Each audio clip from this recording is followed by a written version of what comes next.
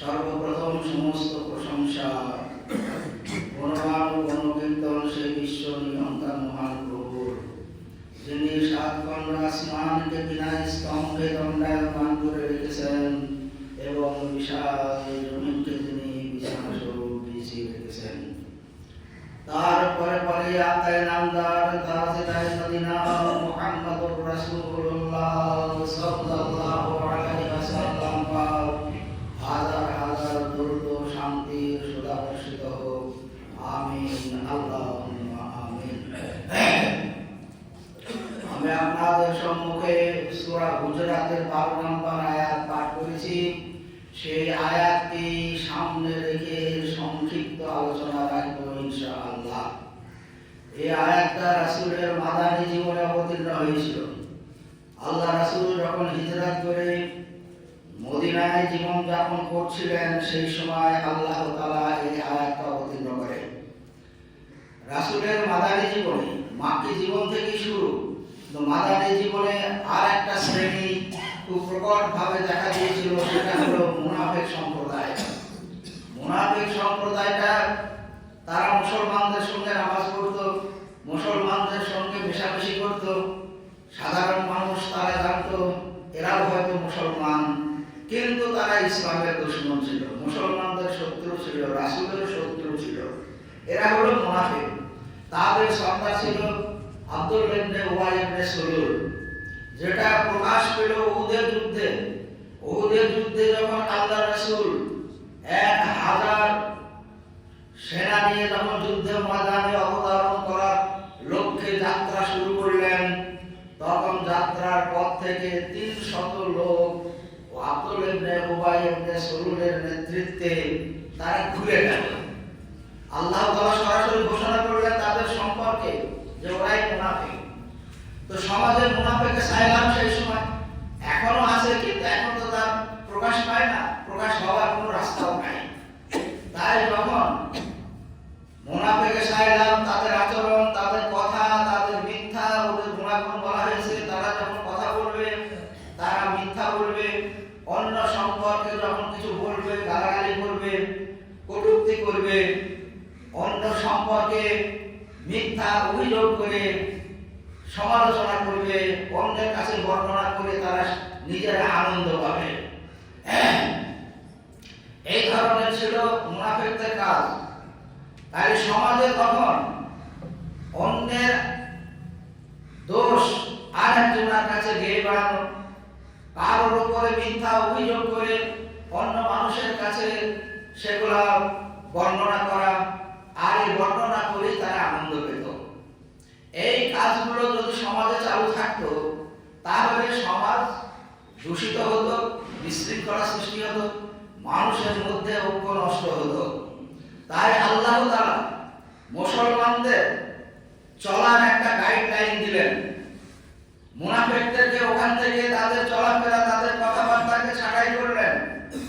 তাই আল্লাহ তাআলা এই আয়াতে বলছেন, ইয়া আইয়ুহাল্লাযীনা আমানু, হে ঈমানদার লোকেরা, যারা আল্লাহর উপর ঈমান নিয়ে এসেছো, যারা আল্লাহ রাসূলের উপর ঈমান নিয়ে এসেছো, যারা আখিরাতের উপর ঈমান এনেছো, জান্নাত জাহান্নামের প্রতি যাদের বিশ্বাস আছে, কিয়ামতের উত্থানের প্রতি যাদের বিশ্বাস আছে, তারা শোনো, ইসতানিবু কাসীরাম মিনাজ জান্নে ইন্না বাযা জান্নে ইসমুন। তোমরা চলাফেরার পথে, পারিবারিক ব্যাপারে, সামাজিক ব্যাপারে, গ্রাম্য ব্যাপারে, পাড়া প্রতিবেশীদের সঙ্গে আচরণের ব্যাপারে একটা জিনিস তোমরা সবসময় সতর্ক থাকবে এবং বেঁচে থাকবা। সেটা হলো কি, ইজতানিবু, বেঁচে থাকো, কাসীরাম মিনাজ জান্নে, ধারণা করা থেকে, কোন মানুষ সম্পর্কে ধারণা করা থেকে বেঁচে থাকো। ধারণা মানে একটা লোক সম্পর্কে কোন একটা বিষয়ে, ভালো বা মন্দ, সেই বিষয়টা স্পষ্ট আমার জানা নাই, কিন্তু আমার মনে মনে হচ্ছে এই কাজটা ওই লোকটাই করেছে। এখন এই ধারণা নিয়ে আমি তার সমালোচনা শুরু করে দিলাম, তার সম্পর্কে অন্যান্য মানুষের সামনে আমি বলতে লাগলাম, কিন্তু তার সেই দোষ এবং গুণ কোনটাই আমার কাছে স্পষ্ট নয়।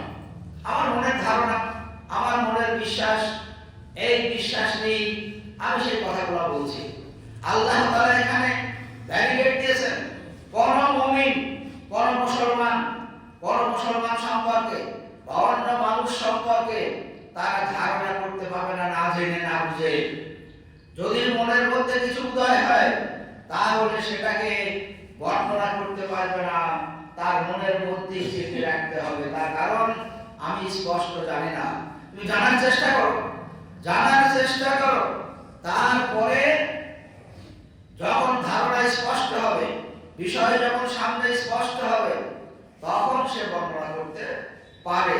বর্ণনা করার গাইডলাইন দেওয়া হয়েছে পরবর্তী আয়াতের পরের অংশে আসছে। তাই আল্লাহ তাআলা এখানে বলছেন, তোমাদের সমাজকে সুস্থ রাখার জন্য, গ্রাম্য পরিবেশ, পাড়ার পরিবেশকে সুস্থ রাখার জন্য তোমরা ইসলামিকু কাসীরাম মিনাজ জান্নে, তোমরা ধারণা করা থেকে অন্য মানুষের সম্পর্কে মনের মধ্যে উদয় হওয়া বিষয়কে না জেনে তোমরা প্রচার করো না, কখনো সেটা বলবে না। তার কারণ ইন্না বাযা জান্নে ইসমুন, অনেক ধারণা এমন আছে মানুষকে সেই ধারণার বশীভূত হয়ে তাকে পাপ পর্যন্ত পৌঁছে দেয়, তাকে পাপ পর্যন্ত পৌঁছে দেয় এই ধারণা। সেই জন্য ধারণা থেকে বেঁচে থাকতে হবে। তার কারণ কোন একটা দোষণীয় কাজ কেউ করেছে, আমার মনে হচ্ছে অমুক লোকটাই করেছে, কিন্তু আদৌ তার সাথে কোনো সম্পর্ক নাই। আমি তার পিছনে বর্ণনা করতে লাগলাম এই কাজগুলো ছাড়া কেউ করেনি, কিন্তু আমি দেখি বলে আমি জানি না স্পষ্ট, এটা বলা যাবে না।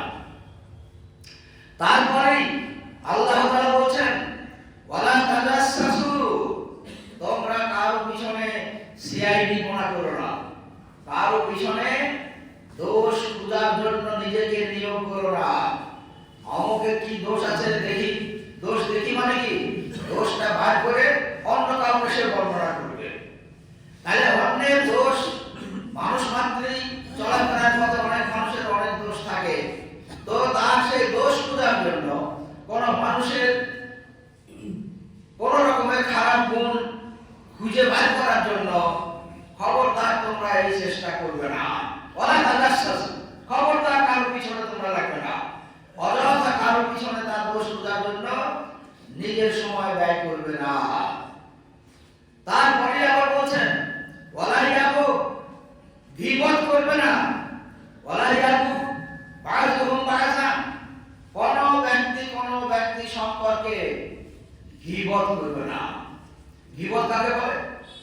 কোন একটা মানুষের বাস্তবে দোষ আছে, বাস্তবে তার দোষ আছে, কিন্তু তার সেই দোষগুলো অন্য একটা লোকের সামনে বর্ণনা করছে যার দোষ সে নাই। তাহলে যার দোষ তার অবর্তমানে, তার অনুপস্থিতিতে অন্য লোকের সামনে বর্ণনা করে আনন্দ পাওয়া, বর্ণনা করা, তাকে ছোট করা, তাকে দোষারোপ করা, এই কাজগুলোকে বলা হয় গীবত। মানে কোন দোষী ব্যক্তির দোষ তার অনুপস্থিতিতে বর্ণনা করা, বর্ণনা করতে পারে সরাসরি তার সামনে, তার সংশোধনের উদ্দেশ্যে। তার দোষটা হয়তো সে ধরতে পারছে না, সেটা তার সামনে সে বর্ণনা করতে পারে। ভাই এই কাজটা বোধহয় ছেড়ে দিলে ভালো হয়, বা এটা বর্জন করলেই ভালো হয়, এই কাজ করা ঠিক নয়, সরাসরি তাকে সংশোধনের উদ্দেশ্যে বলতে পারে। আর যদি তার অনুপস্থিতিতে, তার অবর্তমানে অন্য কোন লোকের সামনে তার থাকা দোষটা যদি বর্ণনা করা হয়, সেটাই হলো গীবত। ওটাই গীবত। গায়েব মানে অনুপস্থিত, তার অনুপস্থিতিতে তার দোষটা অন্য লোকের সামনে বর্ণনা করাটা হলো গীবত। আল্লাহ তাআলা বলেছেন, লা ইয়াকু, খবরদার কারো গীবত করবে না। আর কোন লোকের দোষ নাই, একটা লোকের কোনো দোষ নাই, কিন্তু তবু তার নামে মিথ্যা অভিযোগ করে দোষ বর্ণনা করা, যার দোষ আছে তার অনুপস্থিতিতে বর্ণনা করাটা হলো গীবত। আর যার দোষ নাই, মিথ্যা তার নামে দোষ দিয়ে বর্ণনা করছে, এটা হলো চুগলখড়ি। চুগলখড়। আল্লাহ রাসূলের একটা হাদিস আছে, আল্লাহ রাসূল একদিন এক রাস্তাতে চলে যাচ্ছেন, সেখানে 3টে কবর আছে। তো আল্লাহ রাসূলকে আল্লাহ তাআলা জানিয়ে দিলেন কবরের মধ্যে একটা কবরবাসী, একটা কবরে যার লাশ আছে, সেই লোকটা এলাকার লোকের কাছে খোঁজ খবর নিলেন এই কবরগুলো কাদের, কোন কবরটা কার। তার মধ্যে সাধারণ মানুষের কাছে খোঁজ খবর নিয়ে পেলেন একটা মানুষ সেই কবরে শায়িত আছে, তার কবর আজাব হচ্ছে। লোকটা কিন্তু ভালো মানুষ, লোকে জানে লোকটা ভালো, কিন্তু তার কাজ ছিল চুগলখড়ি করা। কোন মানুষের দোষ নাই, তার মিথ্যা দোষ তার নামে লাগিয়ে দিয়ে বর্ণনা করা, এই কাজটা হলো চুগলখড়ি। তাই সেই চুগলখড়ি করা একটা লোক মারা গেছে, তাকে সেই কবরে শায়িত করা হয়েছে, তার কবরে আজাব হচ্ছে।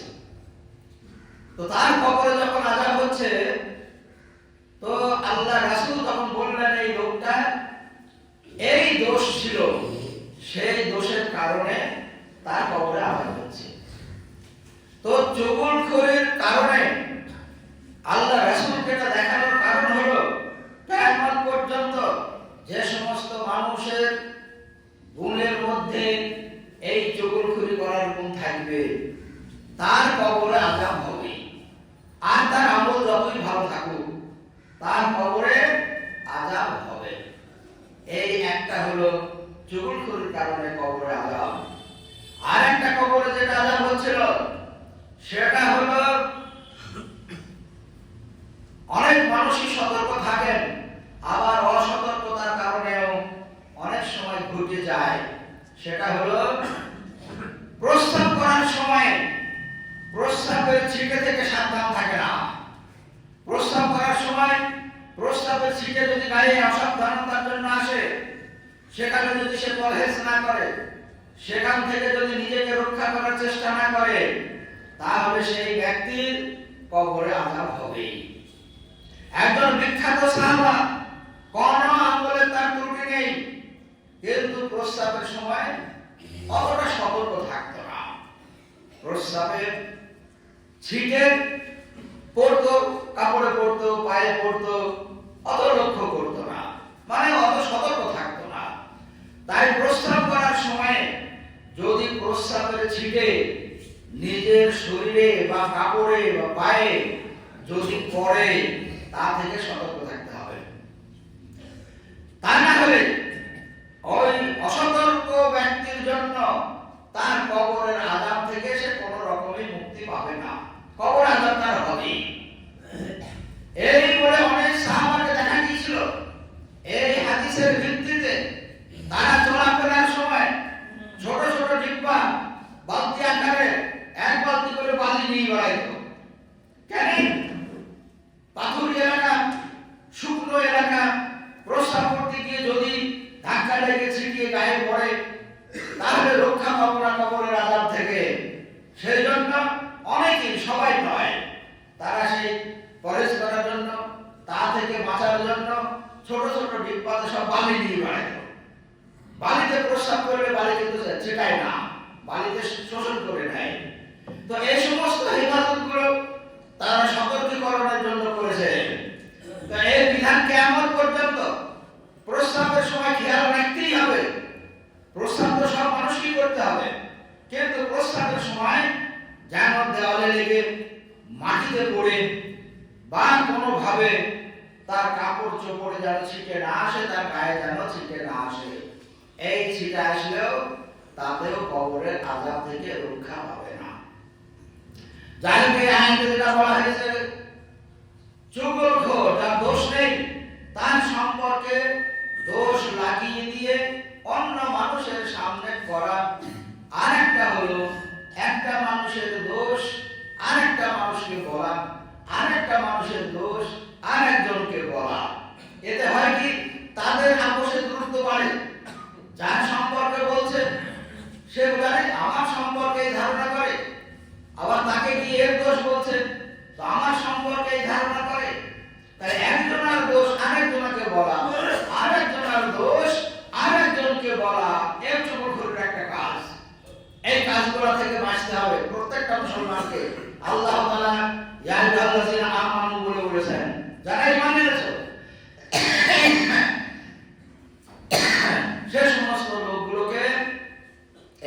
থেকে বাঁচতে হবে। আর আল্লাহ রাসূল বলছেন কোন মানুষের দোষ সম্পর্কে জানতে পারলো অমুক লোকটার দোষ আছে, আমি জানি অমুক লোকের এই দোষটা আছে, স্পষ্ট আমার ধারণা আছে, আমার জানা আছে লোকটার দোষ আছে। আল্লাহ রাসূল বলছেন ওই দোষটাকে যদি তুমি গোপন রাখতে পারো, অন্য লোকের দোষ আমার নিজের নয়, ওই লোকটার দোষ যদি তুমি গোপন রাখতে পারো, কোন মানুষের কাছে তুমি ব্যক্ত করলে না, কিয়ামতের দিনে আল্লাহ তাআলা তোমার দোষকে গোপন করে দেবে। প্রত্যেকটা মানুষেরই তো অনেক দোষ আছে, চলাফেরার পথে জানা অজানা অনেক কিছু আছে। তাই কোন মানুষের বিপরীত দিকটা হলো এটাই, তার দোষ বর্ণনা করলে আযাবের হকদার হয়ে যাচ্ছে। আর তার দোষকে যদি গোপন রাখা হয়, আমি ভালো জানি লোকটার এই দোষ আছে, কোনো সন্দেহ নাই, কিন্তু আমি তার দোষকে গোপন রাখলাম, আমার জীবন আমি কাউকে বললাম না, ওই অবস্থায় মারা গেলাম। আল্লাহ তাআলা, আল্লাহ রাসূল আল্লাহ তাআলার পক্ষ থেকে কথা দিচ্ছেন ওই লোকটার যে সমস্ত দোষ আছে আল্লাহ তাআলা কিয়ামতের দিনে, কিয়ামতে তো সে আদম থেকে নিয়ে কিয়ামত পর্যন্ত যত মানুষ এসেছেন এবং আসবেন সমস্ত মানুষ কিয়ামতের দিনে একই দিনে একই ময়দানে উত্থান হবে। সেই দিনে তার দোষকে গোপন করে দেবেন, এই কাজটার কারণে যে সে একটা মানুষের দোষকে গোপন করেছে। তাহলে কোন মানুষের দোষ জানলে যে বলতে হবে তা নয়, যদি গোপন করেন বিরাট ফজিলত। কিয়ামতের দিনে তার দোষকে আল্লাহ তাআলা গোপন করে দেওয়া মানে কি, সে বিচারের আওতাতেই আনবেন না, আল্লাহ তাআলা বিচারের আওতাতেই আনবেন না। তাহলে এত বড় ফজিলত আমাদের চলাফেরার পথে, সামাজিক ব্যাপারে, গ্রাম্য ব্যাপারে, এই সমস্ত দিকগুলো যদি আমরা একটু লক্ষ্য করে চলতে পারি, ইহকাল থেকে পরকাল পর্যন্ত শান্তি, ইহকাল থেকে পরকাল পর্যন্ত বিশৃঙ্খলা মুক্ত সমাজ গড়ে থাকবে। কিয়ামতের দিনে উত্থান হবে দোষমুক্ত হয়ে, আল্লাহ তাআলা তাদের দোষকেও গোপন করে দেবেন। তাই এখানে বলেছেন আর গীবত করা না একটা দিক আল্লাহ তাআলা এখানে বলেছেন যে আনি মুহিব্বা, তোমাদের মধ্যে কি কেউ এই কাজটা পছন্দ করে যে আইয়াকুলা লাহামা আখিহি মাইতান, তোমার কোন মৃত্যু ভাইয়ের মাংস ভক্ষণ করা কি কেউ পছন্দ করে? আল্লাহ তাআলা উত্তর দিচ্ছেন অবশ্যই তোমরা সেটা পছন্দ করবা। তার কারণ আজকে তোমার ভাই মারা গেছে, তুমি শোকাহত, ভাই মরার শোকে কাতর, আর সেই অবস্থায় সেই ভাইয়ের মাংস কেটে বা কাটে কেউ খেতে পারে না।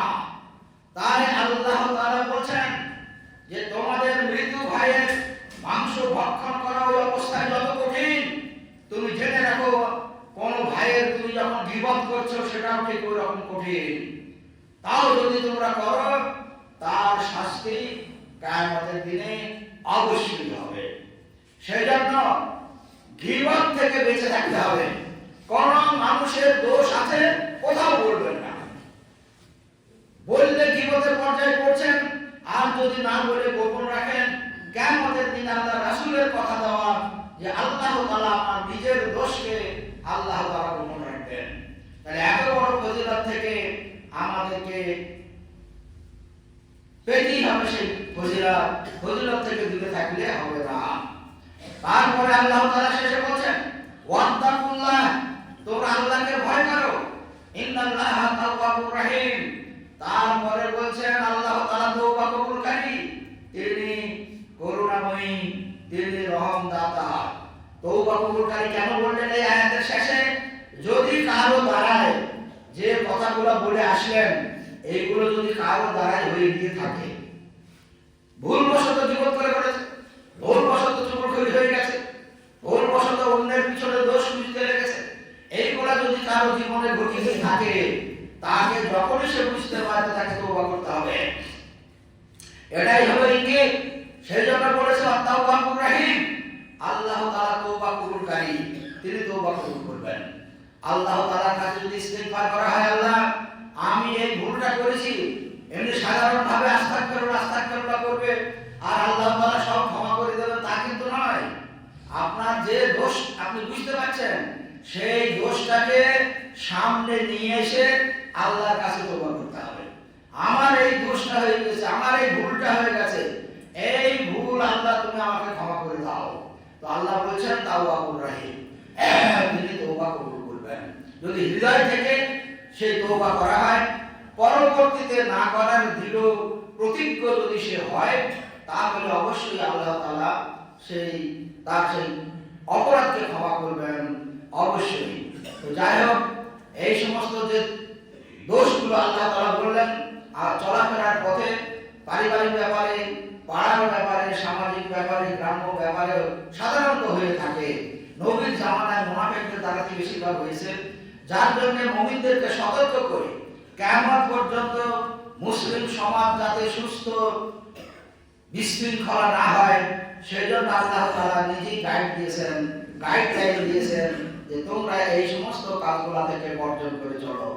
তো যাই হোক, আল্লাহ তাআলা আমাদেরকে তৌফিক দান করুন যাতে আমরা এই বদ ঘুম থেকে নিজেরা দূরে সরে থাকতে পারি। আর এর পিছনে আল্লাহ তাআলা, আল্লাহ রাসূল যে ফজিলত বলেছেন, সেই সমস্ত ফজিলতের আমরা যাতে হকদার হতে পারি, আল্লাহ তাআলা আমাদেরকে সেই তৌফিক দান করুন। আমিন।